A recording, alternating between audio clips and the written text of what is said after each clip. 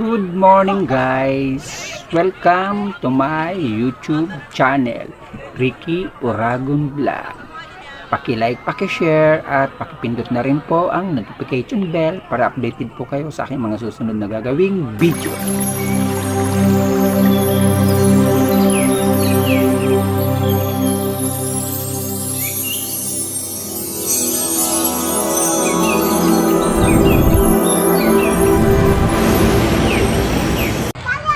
Welcome to Aguinaldo Shrine, Aguinaldo Freedom Park. Dito nga po yan sa Kawit, Cavite.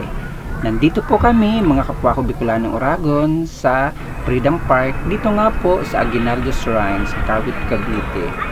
Kasama ko po yan si Melvin Vlog at ang aking mga apo. Ganun din po ang aking asawa at anak.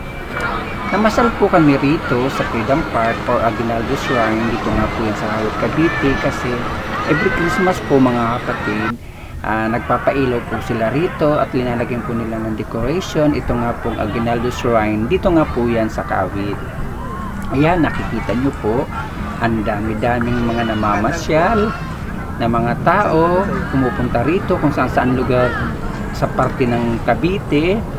Kasi nga napakaganda po rito, lalong-lalo na po paggabi. Ganon din po sa umaga, napakaganda po rito. At ayan, may nalipad pa nga po ng aeroplano na sumasabay pa po sa ingay ng aking voice over. Sangka pa. Ito nga po ang bahay ni Emilio Aguinaldo. Dito nga po yung sa Kawit na napakaganda kasi gawa ng napapalamutian ng mga dekorasyon or ng mga Christmas decor. At ayan po ang aking asawa, kasama ko po mga kapatid. First time na naman namin po na mag-picture. Akala niya po yung picture, hindi niya po alam yan po ay video. Diba? Namasyal po kami rito kasi yung mga bata nga po nagyayaya dahil gusto daw po nilang pumunta rito. Kasi napakaganda nga naman po yung mga kapatid.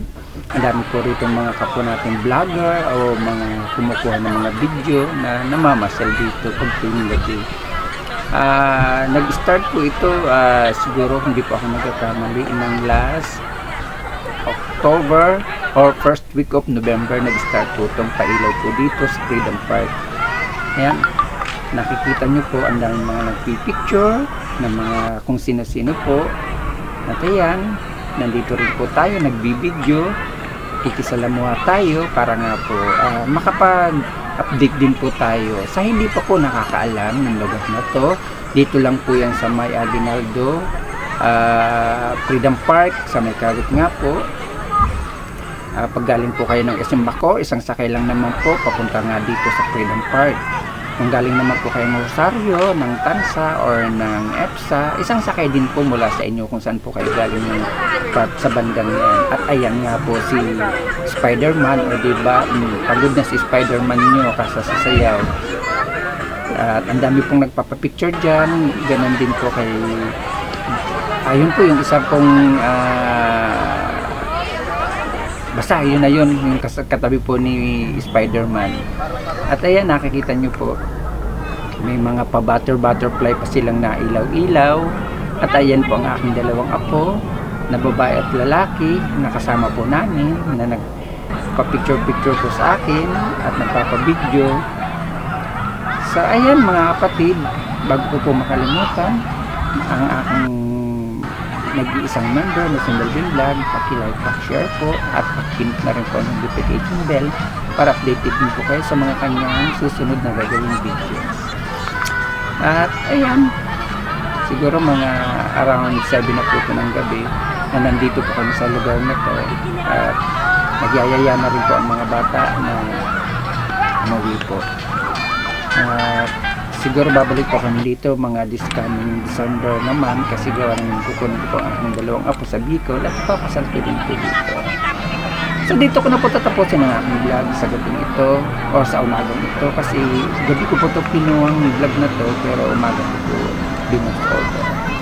At isang mapagpalang gabi na sa ating lahat at bye-bye. God bless you. Enjoy po sa panonood mga kapwa ko Bicolanong Uragon.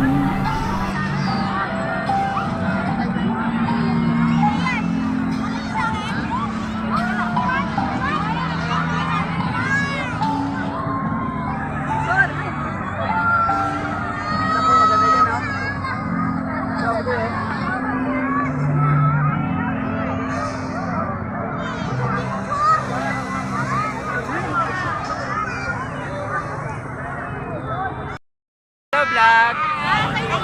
Kami sa Kawit. Ano ginagawa natin dito?